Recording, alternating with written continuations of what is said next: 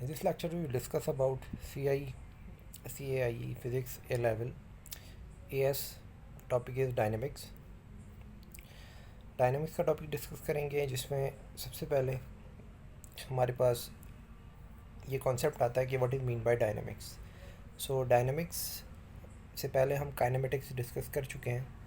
सो kinematics physics की वो branch है जिसके अंदर हम डिस्कस करते हैं about the motion without any cause, right, without cause.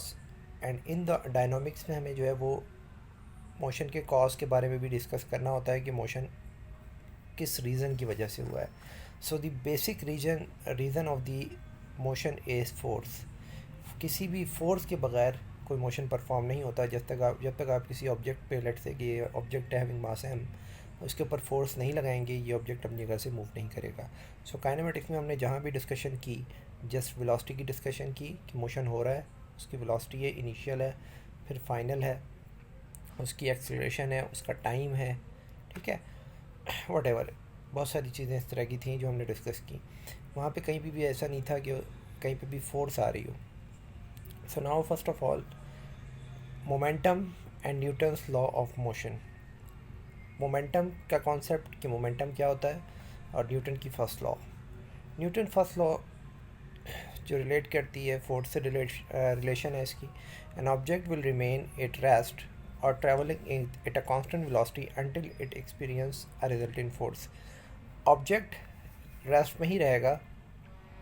Let's say कि एक ऑब्जेक्ट है, ये ऑब्जेक्ट रेस्ट में रहेगा, रेस्ट पोजीशन में, until any external force is applied on it, जब तक इसके ऊपर कोई हम एक्सटर्नल फोर्स अप्लाई नहीं कर देंगे.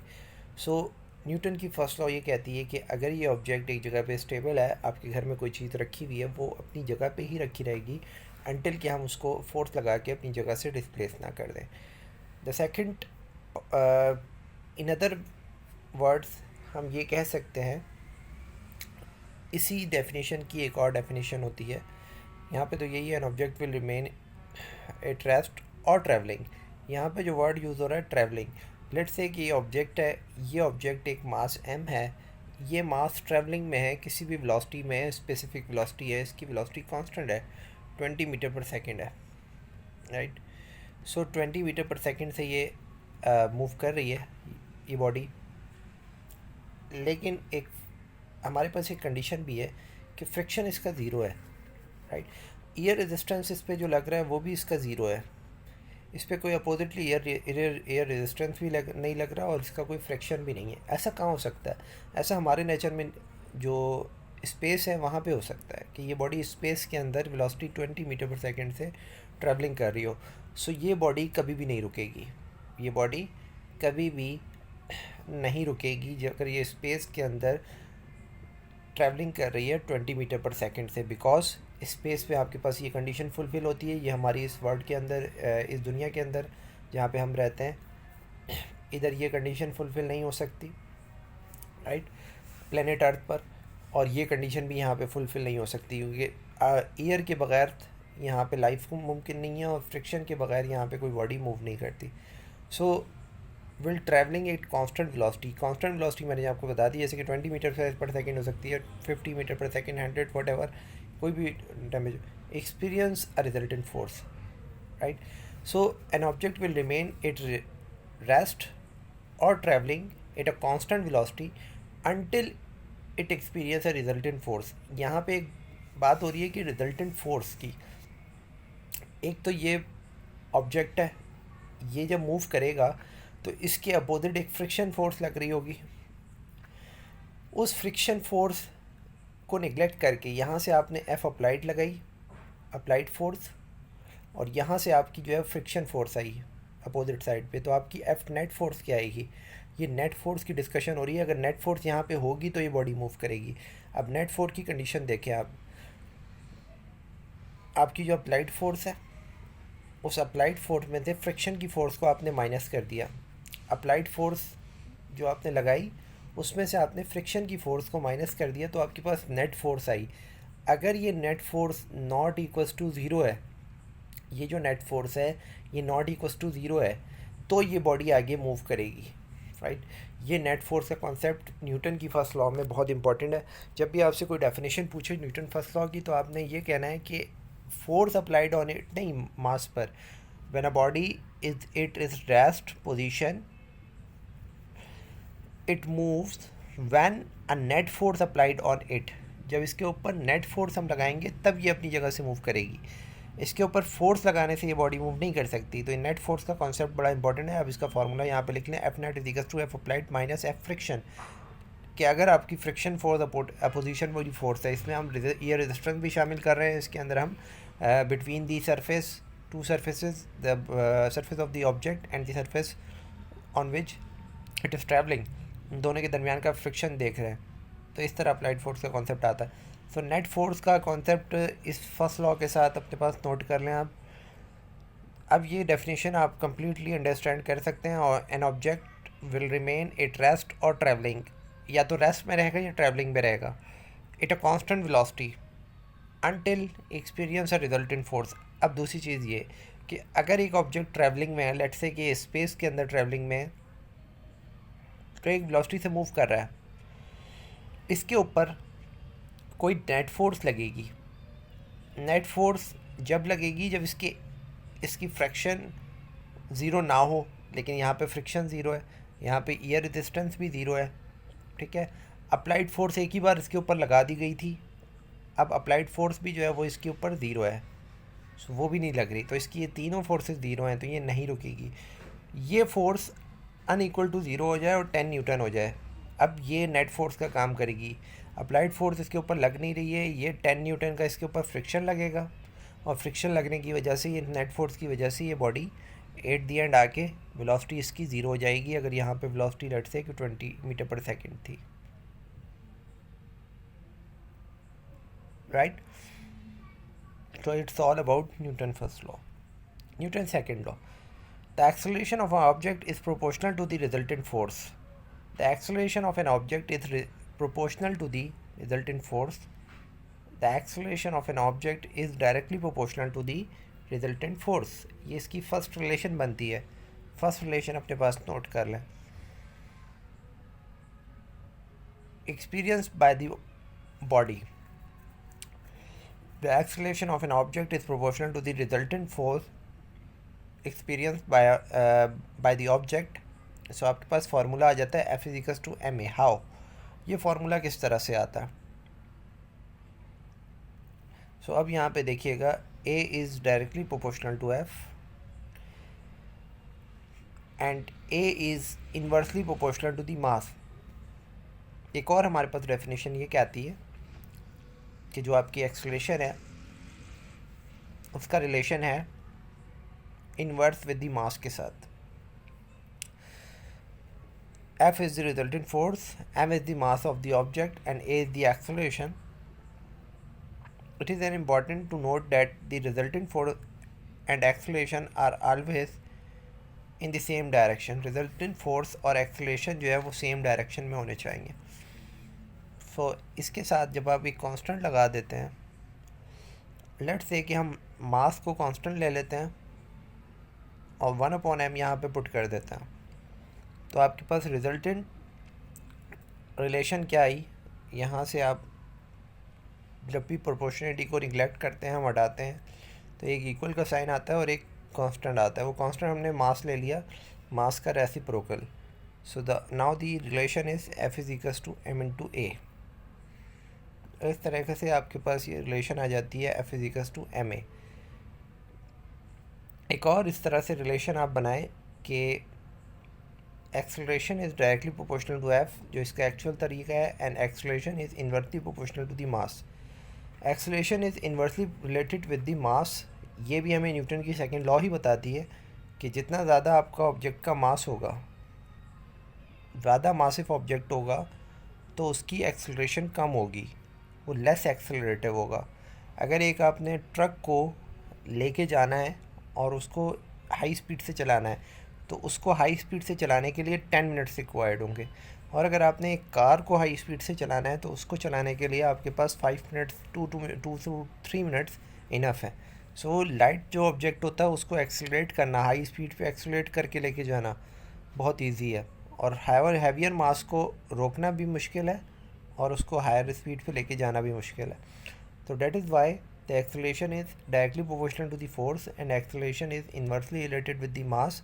So by combining these both the relation, we get acceleration is equals to F upon m.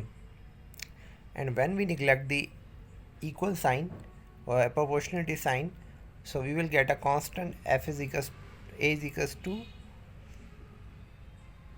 K F upon m. और यहाँ पे हम K की वैल्यू कांस्टेंट की वैल्यू को 1 ले लेते हैं और 1 लेने के बाद आपका ये आंसर आता है F is equals to m into A. ये फाइनल रिलेशन बन जाती है. सो ये इसका एक्चुअल तरीका है फिजिकल्स टू एम ए को ड्राइव करने का. So it's all about Newton second law, this one statement. सो यहाँ पे हमने न्यूटन सेकंड लॉ डिस्कस की, उसका फार्मूला डिस्कस किया. अब आपके पास यहाँ पे इसका यूनिट भी होता है न्यूटन, ठीक है. जो फोर्स का यूनिट होगा वो न्यूटन होगा. और न्यूटन से आप इसकी एक और चीज़ भी निकाल सकते हैं कि न्यूटन किसके बराबर होगा, किलोग्राम मीटर पर सेकंड. ये जो यूनिट है ये बराबर होगा किलोग्राम मीटर पर सेकंड. और यहाँ से इसकी डायमेंशन भी निकालने, मास किलोग्राम की जगह, लेंथ और सेकंड इनवर्स, ये न्यूटन्स की डायमेंशन होंगी, इसको भी नोट कर. Newton third law, for each force experience by an object the object exert an equal and opposite force. Let's say कि अगर आपके पास यहाँ पे एक ऑब्जेक्ट के ऊपर आपने फोर्स F1 लगाई है, तो ये ऑब्जेक्ट क्या करेगा, इसके ऊपर इक्वल माइनस F1 लगा देगा. ये ऑब्जेक्ट इसके ऊपर इक्वल फोर्स लगाएगा. Every action there is equal and opposite reaction. किसी ऑब्जेक्ट को अगर आप एक बॉल को दीवार के ऊपर स्ट्राइक करते हैं, यहाँ पे एक बॉल है, यहाँ पे आपने एक बॉल ली और बॉल आपने दीवार पे मारी, तो ये दीवार से वापस क्यों आती है. डेट इज़ वाई कि जब ये ऑब्जेक्ट इस वॉल के ऊपर जाके हिट किया इसने ऑब्जेक्ट ने, तो वॉल ने इसके ऊपर एक अपोजिट फोर्स लगाई और ये वापस आया. So this is the Newton third law. The mass of an object is proportional to is property of the body and is a measure to its resistance to acceleration. Mass of object जो होता है वो body की एक property है जो resistance provide करती है ऑब्जेक्ट पे. मास एक रेजिस्टेंस प्रोवाइड करती है, ऑब्जेक्ट को स्लो डाउन कर देती है. अगर मास आपके पास जो है वो ज़्यादा है, मास अगर कम है तो ऑब्जेक्ट की एक्सेलरेशन ज़्यादा होगी. मास अगर आपके पास ज़्यादा है तो ऑब्जेक्ट की एक्सेलरेशन आपके पास कम होगी. सो ये मास जो है वो हमेशा क्या करता है, ऑब्जेक्ट के लिए एज अ रेजिस्टिव फोर्स काम करता है. The larger the mass of object the smaller the acceleration. ये चीज़ हम ऊपर डिस्कस कर चुके हैं, मैंने आपको ड्राइव करके दिखा दी थी. For the given result resultant force experience, this can be demonstrated by considering Newton's second law F is equals to ma. ये F is equals to ma से आप ये बात प्रूव कर सकते हैं. एग्जाम्पल यहाँ पे है कि ऑब्जेक्ट है, उसकी एक्सेलरेशन 10 मीटर पर सेकेंड और उसकी एक्सेलरेशन 1 मीटर पर सेकेंड. कब object 1 has a mass of 1 kilogram, object 2 है द मास ऑफ 10 किलोग्राम. एक ऑब्जेक्ट है जिसका मास 1 किलोग्राम हमने लिया है यहाँ पे, तो उसकी एक्सेलरेशन आई 10 मीटर पर सेकंड. कांस्टेंट वेलोसिटी, उसकी रिजल्टेंट फोर्स जो है वो एक्सपीरियंस कर रहे थे दोनों 10 की. और एक ऑब्जेक्ट था उसकी 10 जो है वो मास था, तो 10 से 10 कैंसिल होकर आपके पास 1 उसकी एक्सेलरेशन आई और ऊपर वाले की 10 आई.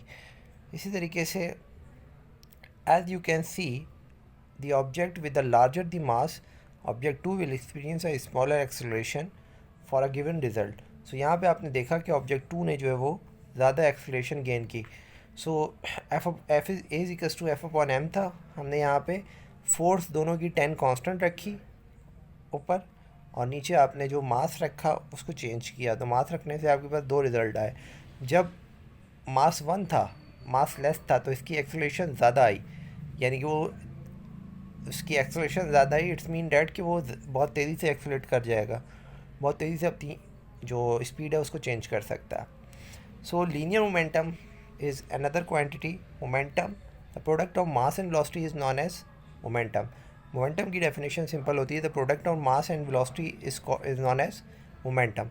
Momentum is equals to mass multiply by velocity. The momentum is denoted by p and which is equals to mv. P is equals to M V, यहाँ पे आप इसका फार्मूला लिख सकते हैं, हम इसका सिंबल यूज़ करते हैं P और एम वी के बराबर होता है। Newton second law, F is equals to M a. F is equals to M a को अगर आप थोड़ा सा चेंज करें, F is equals to m into a, अगर मैं यहाँ पे m delta v divide by delta t लिख दूँ, क्योंकि delta v divide by delta t क्या है, एक्सलेशन के बराबर है, change in velocity divide by time. अब यहाँ पे क्योंकि जैसे अभी मैंने आपके पास लिखा delta P is equals to m into v, so ऊपर क्या आ जाएगा, delta P divide by delta t. So f आपके पास बराबर हो गया delta P divide by delta v. दूसरा फार्मूला आप लिख सकते हैं delta v into m divide by delta t, और एक आप लिख सकते हैं delta P divide by delta t. It's mean that change in momentum divide by time. सो ये फार्मूले जो मैंने लिखे थे इसको नोट कर लें। F is equals to M a, m a की जगह पे delta v divide by delta t, और फाइनली आपके पास रिलेशन आई f is equals to delta P divide by delta t. Momentum होता है p is equals to M v, so that is why delta p किसके बराबर हो जाएगा, एम इंटू डेल्टा वी। ये भी अपने पास हैंड में नोट कर लें। So after that from this you can see force is the rate of change of momentum. So यहाँ से हम ये कह सकते हैं कि फोर्स जो है वो rate of change of momentum है। किसी भी चीज़ का टाइम के अकॉर्डिंग चेंज आए डिवाइड बाय टाइम, तो उसका रेट कहलाता है वो, और रेट का चेंज है तो rate of change of momentum. So ये डेफिनेशन हमें ये बताती है कि यहाँ पे इन्होंने मोमेंटम के लिए सिंबल यूज़ नहीं किया, जस्ट आपने सेम यही वर्किंग करनी है, बस यहाँ पे delta P divide by delta V लिख लीजिएगा। डेल्टा पी एक स्टैंडर्ड यूज़ होता है बुक्स में symbol as for the momentum. Non uniform motion, एक ऐसा मोशन जो नॉन यूनिफॉर्म है। नॉन यूनिफॉर्म मोशन मीन कि एक ऑब्जेक्ट है वो ऊपर से फ्री फॉल मोशन कर रहा है, सो फर्स्ट ऑफ ऑल उसकी वेलोसिटी, उसकी एक्सेलरेशन इंक्रीज़ कर जाएगी, और एक टाइम आएगा जिससे उसकी एक्सेलरेशन ज़ीरो हो जाए, उसकी जो वेलोसिटी है वो कांस्टेंट हो जाएगी। सो एक्सेलरेशन नेट फोर्स उसकी ज़ीरो हो जाएगी। Okay, so the weight of the object in the gravitational force experienced by it and varies dependent on the strength of the gravitational field the object is in. The weight of a body on earth can be calculated by finding the product of the mass and g, the acceleration due to gravity. So weight is equals to mass into g, w is equals to mg। ये एक simple सा wait का formula है कि wait जो है वो force है जो एक्सेलरेशन जी के अकॉर्डिंग बॉडी पर फील होती है जब वो बॉडी फ्री फॉल नीचे मूव कर रही होती है। The weight of object is gravitational force. Weight of object क्या है, एक ऐसी फोर्स है, ग्रेविटेशनल फोर्स है, experience by it and varies depending on strength of the gravitational field. ये strength of the gravitational field पे डिपेंड करती है कि जितनी ग्रेविटेशनल एक्सेलरेशन है। The weight of body on the earth can be calculated by finding the product with the G. Weight कैसे calculate करेंगे आप, प्रोडक्ट करेंगे मास का जी के साथ, acceleration due to gravity. A body falling in uniform gravitational field will experience a constant weight as the straight of the uniform motion. Uniform gravitational field is constant. Below is the description for the motion of an object with an initial velocity of zero in uniform gravitational field. So इस motion को, जो uniform gravitational field का motion है, इसको हम थोड़ा सा describe करेंगे ग्राफिकली। सो यहाँ पे the object experience weight downward. सबसे पहले एक ऑब्जेक्ट होता है जो वेट डाउनवर्ड ऑब्वियसली फील करता है। ईयर रेजिस्टेंस अपवर्ड होता है। ईयर रेजिस्टेंस जो है मोस्टली अपवर्ड ही लगता है, जब बॉडी फ्री फॉल मूव करी होती है तो ईयर रेजिस्टेंस जो है वो अपवर्ड उसके ऊपर फील होता है। लेट्स से कंसीडर कि एक बॉडी जो है वो आपने फ्री फॉल जो है वो नीचे फेंकी है और ईयर रेजिस्टेंस जो है वो अपवर्ड डायरेक्शन में लग रहा है। As the magnitude weight is larger than the air resistance, क्योंकि मोस्टली जो आपका जो वेट होता है, जो ऑब्जेक्ट नीचे आ रहा है, तो वेट उस एयर रेजिस्टेंस से ज़्यादा है। वेट ज़्यादा है और एयर रेजिस्टेंस जो है वो कम है, right. So that is Y कि ऑब्जेक्ट जो है वो नीचे की तरफ आ रहा है। आई रिपीट अगेन कि आपके पास एक ऑब्जेक्ट है, नीचे की तरफ कब आएगा, जब आपका उसका वेट ज़्यादा हो जाए और एयर रेजिस्टेंस जो है वो कम हो जाए। एयर रेजिस्टेंस नॉर्मली कम ही होता है, तो ऑब्जेक्ट जो है वो नीचे आने लग जाता है। then here it will accelerate downward as there is a resultant force Newton third law. Newton third law के अकॉर्डिंग जब आपके पास वेट जो है वो ज़्यादा हो गया, वेट ऑब्जेक्ट का ज़्यादा हो गया और एयर रेजिस्टेंस कम हो गया, सो ऑब्जेक्ट की नेट फोर्स क्या होगी, एफ नेट निकालें इसकी, सो एफ नेट हो जाएगी air W wait minus air resistance. तो यहाँ पे नेट फोर्स कोई आ रही होगी, नेट फोर्स आप निकाल लेंगे तो उस नेट फोर्स के अकॉर्डिंग ये नॉट इक्वल्स टू ज़ीरो है नेट फोर्स, तो ये बॉडी जो है वो नीचे की तरफ आएगी downward. There is a resultant for Newton third law के according. As the object velocity increases the magnitude of air resistance increases. जब उसकी वेलोसिटी इंक्रीज़ करेगी तो मैग्नीट्यूड ऑफ एयर रेजिस्टेंस भी इंक्रीज़ करेगा, क्योंकि जितनी ज़्यादा तेज़ी से कोई ऑब्जेक्ट ईयर को क्रॉस करेगा तो ईयर के मॉलिक्यूल्स भी उसको इतनी तेज़ी से ही अपोज करेंगे न्यूटन थर्ड लॉ के अकॉर्डिंग. कि मॉलिक्यूल्स, एक मॉलिक्यूल एक बॉडी के रास्ते में आया, उसने उसको अपोज किया, लेकिन जितनी ये उस मॉलिक्यूल के ऊपर ये बॉडी फोर्स लगाएगी तो मॉलिक्यूल भी उतनी तेज़ी से इसके ऊपर, इस बॉडी के ऊपर फोर्स लगाएगा. सो ये फोर्स कब इंक्रीज़ होगी मॉलिक्यूल की बॉडी के ऊपर, जब मॉलिक्यूल की वेलोसिटी जो है वो इंक्रीज़ कर जाएगी. So the object velocity increase, magnitude of the air resistance increase, ये इस वर्ड का ये मीनिंग है. Therefore the resultant force and the acceleration downward will decrease. So that is why जो आपकी रिजल्टेंट फोर्स है वो डिक्रीज़ होती जाएगी. वेट है, ये रिजल्टेंट फोर्स है. अब नेट फोर्स है, नेट फोर्स रिजल्टेंट फोर्स को कहते हैं. Weight minus R. जैसे ही वेलोसिटी तेज़ होगी, इनिशियली वेलोसिटी ज़ीरो है, इनिशियल आपकी वेलोसिटी क्या होती है, ज़ीरो होती है, एंड देन इसकी वेलोसिटी इंक्रीज़ होना स्टार्ट होती है. सो जैसे ही उसकी वेलोसिटी इंक्रीज़ होगी, सो ईयर रेजिस्टेंस जो होगा वो इंक्रीज़ कर जाएगा, ईयर रेजिस्टेंस इंक्रीज़ कर जाएगा.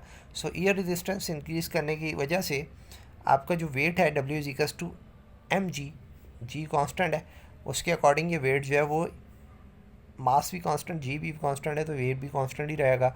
इस कांस्टेंट वैल्यू में से आपका ईयर रेजिस्टेंस इंक्रीज़ कर रहा है, तो ये नेट फोर्स क्या हो जाएगी, कम हो जाएगी, नेट फोर्स कम हो जाएगी. क्योंकि ये एक वैल्यू थी, इस वैल्यूज़ में से आप पहले जो है वो 2 निकाल रहे थे, लेट्स से कि ये 10 थी, 10 में से पहले आपने 2 माइनस किया तो आंसर आया 8. अब आप 10 में से 2 नहीं माइनस करें, अब आप 10 में से 4 माइनस करें तो आंसर आ रहा है 6. तो ये जो आपकी नेट फोर्स है ये कम हो गई. जब नेट फोर्स कम हो गई सो इट्स मीन डैट कि बॉडी की स्पीड स्लो डाउन हो जाएगी. The resultant force of the acceleration, वैसे तो वेलोसिटी इंक्रीज़ कर गई, पहले वेलोसिटी इंक्रीज़ कर गई, वेलोसिटी ज़ीरो पे थी, जब इसको ड्रॉप अप किया तो वेलोसिटी इंक्रीज़ कर गई, फिर और नीचे आई तो वेलोसिटी अगेन डिक्रीज़ हो रही है. ये इस टाइप का फिनोमेना परफॉर्म हो रहा है क्योंकि एयर रेजिस्टेंस जो है वो इंक्रीज़ कर जा रहा है. Resultant force on the acceleration downward will decrease. Resultant force and the acceleration downward. अब जो फाइनल रिजल्टेंट एक्सेलरेशन है, ये रिजल्टेंट एक्सेलरेशन कहाँ पे आती है, ये जो नेट फोर्स है इसको हम F=ma लिखते हैं, जो कि W माइनस एयर रेजिस्टेंस होती है. सो ये आपकी रिजल्टेंट एक्सेलरेशन है, जहाँ पे हमने नेट फोर्स लिखा था, उस नेट फोर्स की जगह जब आप F=ma लिखेंगे तो यहाँ रिजल्टेंट एक्सेलरेशन आती है. तो ये नोट कर लीजिएगा अपने पास. वो भी जो है वो डाउनवर्ड डिक्रीज़ हो रही है. Year resistance will continuously increasing. Year resistance again continuously increase हो रहा है अब until the point where the magnitude of the weight and the resistance are equal. एक ऐसा पॉइंट जहाँ पे मैग्नीट्यूड ऑफ वेट जो और रेजिस्टेंस इक्वल हो जाए. As there is no resultant force, the object travelling at a constant velocity known as terminal velocity. Finally क्या होगा, ये ऑब्जेक्ट अगेन नीचे आ रहा था, उसका वेट भी था, उसके जो है वो ईयर रेजिस्टेंस भी थी और एफ नेट भी थी उसके पास. अब हुआ ये कि उसका जो डब्ल्यू की वैल्यू है वो डब्ल्यू की वैल्यू और आर की वैल्यू इक्वल हो गई. ठीक है, सो हमने इसको x के इक्वल ले लिया, तो ये r हो गया और ये x माइनस एक्स, दोनों की जगह पे x वैल्यू आ गई, दोनों कैंसिल आउट हो गई. तो आपकी एफ नेट क्या हो गई, एफ नेट जो है वो इक्वल्स टू ज़ीरो हो गई. F net equals to zero हो गई, इट्स मीन डैट कि जो वेलोसिटी है उसकी कांस्टेंट हो गई, कि आपकी नेट फोर्स ही ज़ीरो हो गई. नेट फोर्स ज़ीरो हो गई तो F=ma के तो तहत जो आपका ये वैल्यू है पूरी चीज़ ज़ीरो हो गई, क्योंकि एफ नेट ज़ीरो हो गई तो F=ma ज़ीरो हो गया.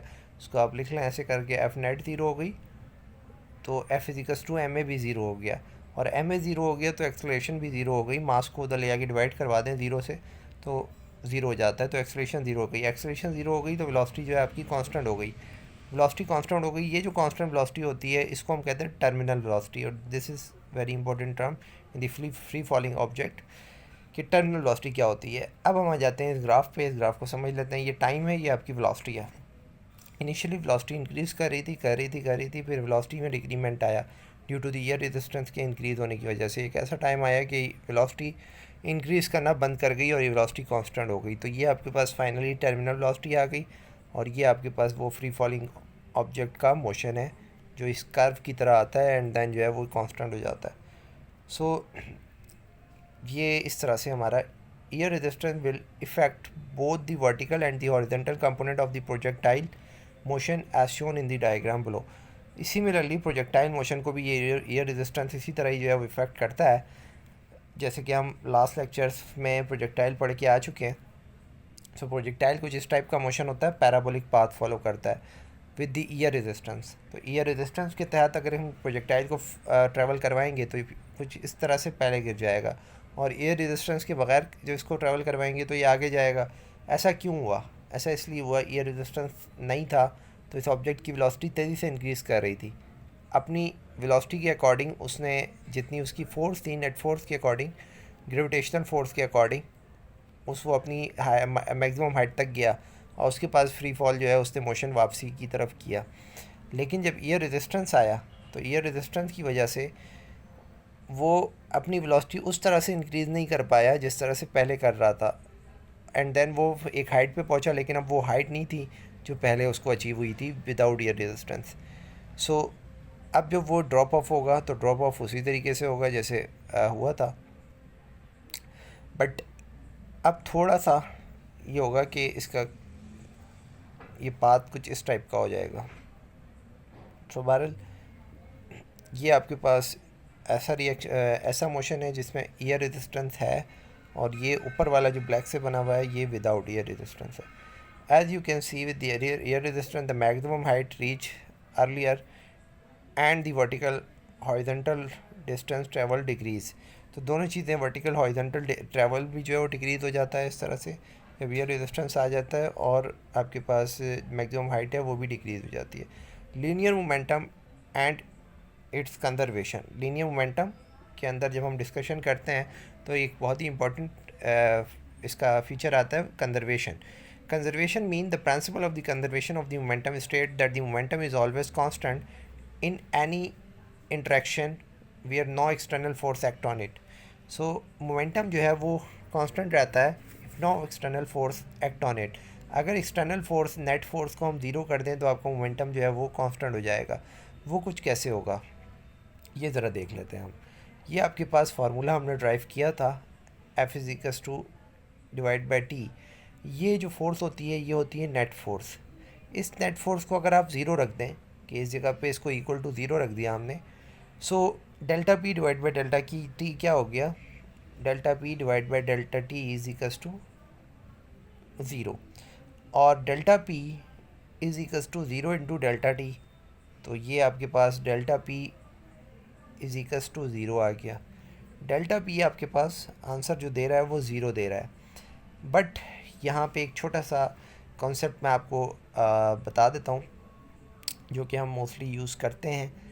इस डेल्टा टी को मैं लिखूँ D P divide by D T is to zero, and then मैं इसको लिखूँ D P is to zero into D T, right. Zero into D T अगर मैंने इसको लिखा और यहाँ पे इसको इंटीग्रेट कर दिया, इंटीग्रेशन बहुत साइड अप्लाई कर दी। यहाँ पे अगर आप में से किसी ने ऐड मैथ पढ़ी है तो इंटीग्रेशन जो है वो देखी पढ़ी होगी। सो इंटीग्रेशन एक हमारे पास टेक्निक है। आई रिपीट अगेन कि मैं लिख देता हूँ पहले delta P is equals to zero into delta T, यहाँ तक डी टी डी और डेल्टा में सिर्फ डिफरेंस ये है कि डेल्टा जो चेंज होता है ये हायर चेंज के लिए यूज़ होता है, और डी हम बहुत स्मॉल चेंज के लिए यूज़ करते हैं। अगर चेंज बहुत ही ज़्यादा स्मॉल है तो हम डी यूज़ करेंगे उसका डिफरेंशियल। अगर चेंज स्मॉल तो है लेकिन थोड़ा सा ज़्यादा है, मतलब बहुत ज़्यादा स्मॉल नहीं है, तो हम डेल्टा यूज़ करते हैं। तो डेल्टा और डी जो है वो सिमिलर चीज़ें हैं एक तरह से। सो यही था कि हमारे पास delta P is equals to zero into D T था, राइट। सो अब यहाँ पे हमारे पास ये रिलेशन लिखी हुई है जिसमें D P is equals to 0 × dt लिखा हुआ है। इस रिलेशन को इंटीग्रेटिंग बोथ साइड करेंगे। इंटीग्रेशन का एक ये साइन होता है जो हम बोथ साइड इसके ऊपर अप्लाई कर देंगे। अब इंटीग्रेशन ये कहती है कि जब भी वो इंटीग्रेशन किसी कांस्टेंट के ऊपर अप्लाई हो, ज़ीरो एक कांस्टेंट है, जब इंटीग्रेशन किसी कांस्टेंट के ऊपर अप्लाई होती है तो किस चीज़ के ऊपर अप्लाई हो रही है? ज़ीरो के ऊपर अप्लाई हो रही है। तो इसका आंसर तो आएगा ज़ीरो, राइट। लेकिन साथ में एक कांस्टेंट जो है वो प्लस में आ जाता है। इसके साथ में आंसर तो आता है ज़ीरो, लेकिन जब इंटीग्रेशन कांस्टेंट एक साथ एक चीज़ आ जाती है और इस साइड पे इंटीग्रेशन डिफरेंशियल को कैंसिल कर देता है तो आपके पास मोमेंटम आ जाता है constant. And this is the mathematical proof कि मोमेंटम आपके पास कांस्टेंट कैसे होता है। तो यहाँ पे जो प्रिंसिपल ऑफ कंजर्वेशन मोमेंटम था, momentum state that the momentum is always conserved in the interaction with no external force act on it. जब भी एक्सटर्नल फोर्स एक्ट नहीं होगी तो मोमेंटम कांस्टेंट रहेगी। ये कंजर्वेशन का प्रिंसिपल कहता है। This mean that the momentum before and the event, example a collision, is equals to the momentum after the fact is used to find the velocity of the object after collision। so ये जो हमारे पास relation है कुछ कह रही है कि अगर एक ऑब्जेक्ट, ये दो ऑब्जेक्ट्स हैं आपके पास, दो मासेस हैं, वो दो मासेस इस तरह से ट्रैवलिंग कर रहे थे और ये मास v1 वेलोसिटी से मूव कर रहा था, ये v2 वेलोसिटी से मूव कर रहा था। इस v2 की जो वेलोसिटी थी वो ज़्यादा थी और v1 की कम थी। तो एट दी एंड क्या हुआ, ये दोनों आपस में स्ट्राइक कर गए, ये दोनों आपस में टकरा गए। टकराने के बाद क्या होगा? टकराने के बाद इनकी वेलोसिटीज़ एक्सचेंज कर जाएंगी कंजर्वेशन की वजह से। जो बॉडी 1 है वो बॉडी 1 v2 वेलोसिटी ले लेगी और बॉडी 2 v1 वेलोसिटी ले लेगी। सो इस तरीके से इसकी जो वेलोसिटीज़ हैं वो इंटरचेंज कर गई। ऐसा क्यों होता है? कंजर्वेशन की वजह से। This mean the momentum before the event, event से पहले का मोमेंटम, इनिशियल मोमेंटम, और इवेंट के बाद का मोमेंटम, फाइनल मोमेंटम, ये दोनों मोमेंटम आपस में कांस्टेंट रहेंगे, इक्वल रहेंगे। ये किस तरह से? जैसे कि आपके पास delta P is equals to क्या आया था? ज़ीरो आया था, ठीक है। D P is equals to zero आया था अकॉर्डिंग टू फार्मूला। मैं इस डी पी को कहता हूँ change in momentum, final momentum minus initial momentum, वो भी इक्वल्स टू ज़ीरो होगा। और अब आप ये कह सकते हैं P F is equals to P I, के इनिशियल मोमेंटम फाइनल मोमेंटम के बराबर है, ठीक है। सो ये मैथमेटिकली ये वही जो रिलेशन थी जो मैंने आपको वहाँ से लेके आया था, F is equals to delta P divide by delta T से, वहाँ से मैंने आपको यही चीज़ प्रूव करी। वहाँ पे हम डेल्टा एफ ज़ीरो रखेंगे तो टी से ज़ीरो मल्टीप्लाई होकर ज़ीरो हो जाएगा, delta P is equals to zero, और आपके पास initial momentum is equals to final momentum. ये रिलेशन भी आ जाती है मैथमेटिकली, और ये यहाँ पे लिखा हुआ है कि इनिशियल मोमेंटम फाइनल मोमेंटम के इक्वल होगा। सो यहाँ पे एक एग्जांपल है, कार मूव विद मास उसका दिया हुआ है आपको 500 किलोग्राम एंड वेलोसिटी दी हुई है 4 मीटर पर second, collide with stationary track पे with a mass of 150 kilogram. The two vehicles join together and move on with the velocity v, find the value of v। कुछ इस तरह की condition है कि आपके पास 4 मीटर पर सेकंड की एक car with the mass of 500, एक कार है, उस कार का मास जो है 500 है, वेलोसिटी उसकी 4 मीटर पर सेकंड है, 4 मीटर पर सेकंड से मूव कर रही है, कोलाइड हुई है विद अ स्टेशनरी ट्रक के साथ। ये स्टेशनरी ट्रक है, उसके साथ वो कोलाइड हो गई, यानी कि टकरा गई। वो टकराने के बाद विद द मास ऑफ, जिसका मास था 150 किलोग्राम, इसका जो मास था वो 150 किलोग्राम था। The two vehicles join together, तो अब क्या हुआ, दोनों व्हीकल्स ने आपस में एक दूसरे को ज्वाइन कर दिया। On and move with velocity v, find the value of v। और फिर वो फाइनली कंबाइंड वेलोसिटी से मूव करना शुरू हो गए और हमें फाइनल वेलोसिटी v फाइंड करनी है। So first we find the momentum before the collision. Momentum before the collision find करने के लिए आपको सिंपल ये फार्मूला लगाना है कि मास into body of the velocity of the car, mass of the car multiply by velocity of the car, mass of the truck multiply by velocity of the truck, जो कि ज़ीरो है।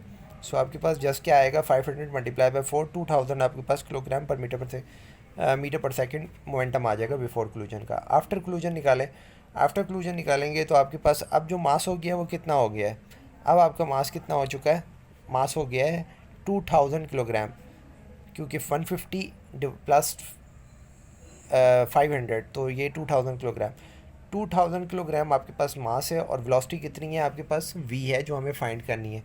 अब आप क्या करेंगे कि जो आपके पास ये 2000 इनिशियल मोमेंटम क्या आया था, ये आया था इनिशियल मोमेंटम, और ये क्या चीज़ आई है, फाइनल मोमेंटम।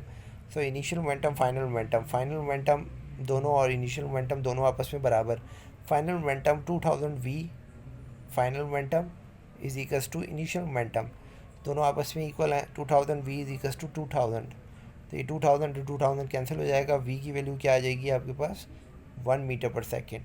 सो इस तरीके से हमारे पास आंसर आ गया 1 मीटर पर second. There are two types of collisions, collisions दो तरह के होते हैं, एक होता है इलास्टिक कोलिजन, एक होता है inelastic collision. Elastic collision we are both momentum and kinetic energy are conserved, inelastic collision momentum is conserved but kinetic energy जो है वो कंजर्व नहीं रहती, उसमें काइनेटिक एनर्जी कुछ चीज़ों में लॉस हो जाती है, जो कि हीट में, साउंड में, ग्रेविटेशनल पोटेंशियल एनर्जी में, large small effect on the collision, जो कि लार्जर और स्मॉलर इफेक्ट करते हैं कोलिजन के ऊपर। सो कोलिजन यहाँ पे डिफ़ाइन करना इंपॉर्टेंट था, क्योंकि हमारा जो है वो इसके अंदर क्वेश्चंस होंगे वो कोलिजन से ही रिलेटेड होंगे। अब ये दो बॉल्स हैं, अगर ये आपस में कोलाइड करती हैं तो मोमेंटम तो ऑब्वियसली कंजर्व रहेगा, लेकिन इसकी काइनेटिक एनर्जी कंजर्व रहेगी या नहीं रहेगी, kinetic initial kinetic energy is equals to final kinetic energy होगी। ये हम काइनेटिक एनर्जी पे एकदम से कहाँ से आ गए, क्योंकि जहाँ पे हमें एनर्जी की डिस्कशन करनी पड़ती है कैलकुलेशन पर्पस के लिए, वैसे ये टॉपिक जो है कंजर्वेशन ऑफ एनर्जी, ये बेसिकली एनर्जी के टॉपिक का है, वर्क एनर्जी एंड पावर, वहाँ पे हम डिटेल में इसको देखेंगे। लेकिन यहाँ पे एक कॉन्सेप्ट आप समझ लें कि energy is neither be created not be destroyed, ये हम बेसिक क्लासेस में पढ़ते आ चुके हैं।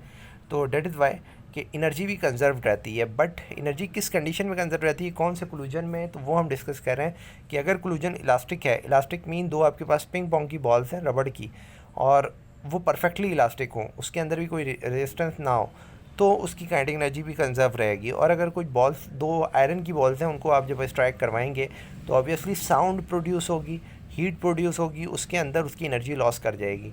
सो इलास्टिक कोलिजन है तो both the momentum and energy both the conserved, और इन इलास्टिक कोलिजन में सिर्फ मोमेंटम कंजर्व रहेगा, एनर्जी कंजर्व नहीं रहेगी। For a perfectly elastic collision the relative speed it approaches before the collision is equals to the relative speed of separation। perfectly elastic collision अगर आपके पास है, दो perfectly elastic bodies हैं, तो जो velocity v1 की है और v2 की कुछ velocity है, v1 अगर जो है वो greater velocity है, जैसे कि ये दो bodies हैं, ये v1 velocity से मूव कर रही है, ये v2 velocity से मूव कर रही है, v1 बड़ी है, ये आके आपस में स्ट्राइक कर गई, टकरा गई, टकराने के बाद क्या होगा कि जो बॉडी 2 की वेलोसिटी v1 बन जाएगी और बॉडी 1 की v2 बन जाएगी। इस तरह से चीज़ें परफॉर्म होती हैं मोस्टली। लेकिन इसकी कंडीशन क्या है, ऐसा कब होगा कि वेलोसिटी एक्सचेंज हो जाए, जो इसकी वेलोसिटी थी 1 की वो 2 को मिल गई और जो 2 की थी वो 1 को मिल गई। तो ऐसा क्यों हुआ, ऐसा जब होता है जब परफेक्टली इलास्टिक बॉडीज़ हों, अदरवाइज़ ये ऐसा नहीं, ऐसा पॉसिबल नहीं है।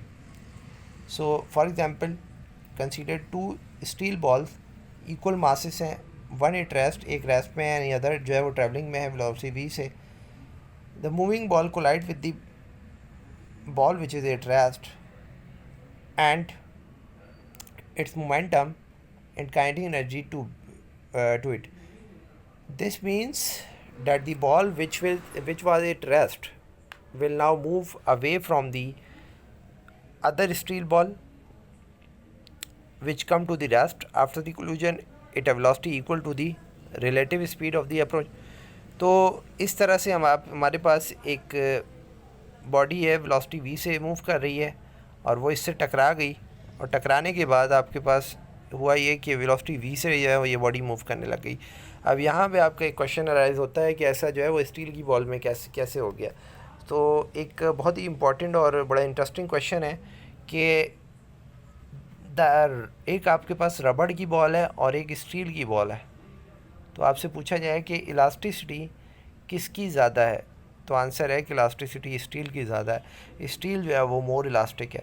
सो स्टील मोर इलास्टिक है, इसके पीछे जो है वो ये एक स्पेशल टाइप का मटेरियल है स्टील, जो कि हीट नहीं प्रोड्यूस करता, और कोलिजन में, इस कोलिजन के मैटर में ये इलास्टिक बॉडी कहलाती है। ये कोइंसिडेंट है कि रबड़ जो है वो लेस इलास्टिक है और स्टील जो है वो मोर इलास्टिक है। Most collision are inelastic, means there are kinetic energy is not conserve. Mostly collisions ऐसे ही होते हैं इन इलास्टिक जो इसमें काइनेटिक एनर्जी कंजर्व नहीं रहती। For example, in a collision between the two vehicles, kinetic energy is conserved into the elastic potential energy and the thermal energy through the deformation of the carpal zone and also sound wave. सो अगर दो vehicles आपस में टकराते हैं तो जो energies conserve हो, energy जो चेंज हो जाएंगी वो किस में, हीट में, और जो डिफॉर्मेशन हुई है कार की कोलिजन के बाद उसमें जो है वो चीज़ें यूज़ हो जाएंगी। So it's all about the this lecture. So इस लेक्चर में हमने डायनेमिक्स की कंप्लीट थ्योरी डिस्कस कर ली। नेक्स्ट हमारा टास्क होगा कि हम जो है वो न्यूमेरिकल्स डिस्कस करें। थैंक्स।